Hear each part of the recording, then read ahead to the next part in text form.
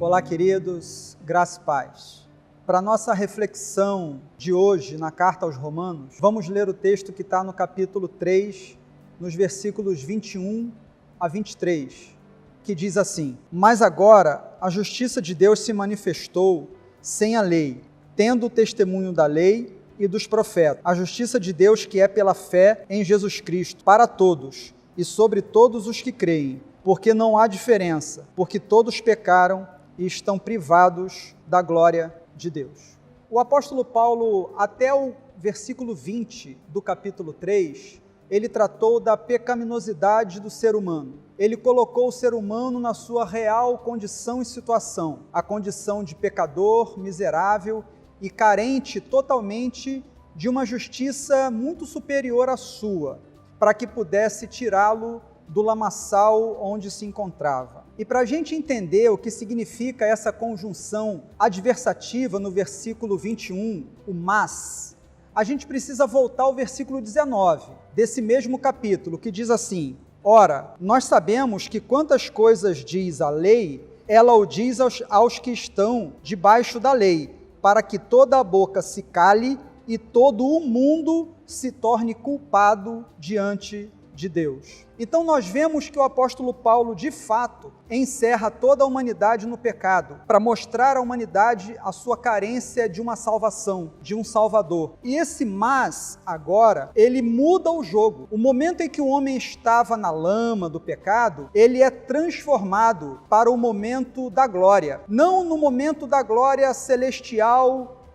última, mas no momento da glória prometida, que já vivenciamos no momento em que estamos aqui na terra. E esse mais agora traz consigo uma verdade, em que ele diz: mas agora a justiça de Deus se manifestou sem a lei. Ora, sem dúvida nenhuma, toda tentativa de justiça do homem, ela era incapaz de tirar o homem da condição em que ele se encontrava. Portanto, o apóstolo fala que há uma justiça diferente, essa justiça de Deus. O termo justiça de Deus quer dizer justiça que provém de Deus, justiça cuja origem é em Deus. Portanto, descaracteriza qualquer tentativa do homem de exercer a sua própria justiça para conseguir a salvação. Ele segue dizendo: justiça que se manifestou sem a lei, tendo o testemunho da lei e dos profetas.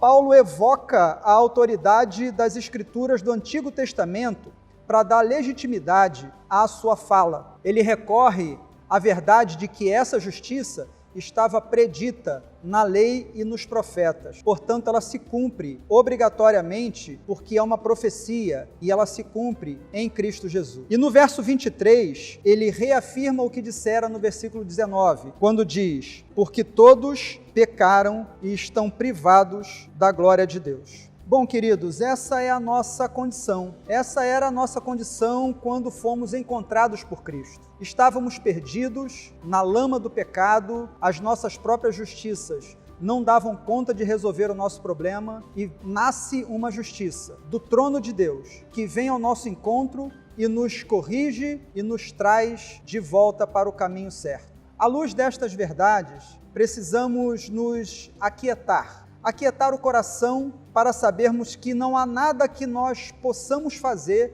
para conquistar o favor de Deus. Tudo que temos recebido de Deus é fruto única e exclusivamente da sua graça bendita e da justiça que procede do seu próprio trono, do seu coração. Que eu e você consigamos viver a vida pautado nessa verdade, na verdade de que nós somos amados por um Deus que resolveu o nosso problema, o problema maior da humanidade, o problema do pecado, e Ele o fez para que um dia nós vivêssemos com Ele para sempre. Espero que na data de hoje o seu coração seja inflamado com a verdade de que a justiça que provém de Deus alcançou você, e se você ainda não foi alcançado por essa justiça, eu oro para que o Espírito te alcance e que você abra o seu coração para receber essa justiça, que te tira do lamaçal do pecado e te conduz à presença do Rei dos Reis. Que Deus os abençoe.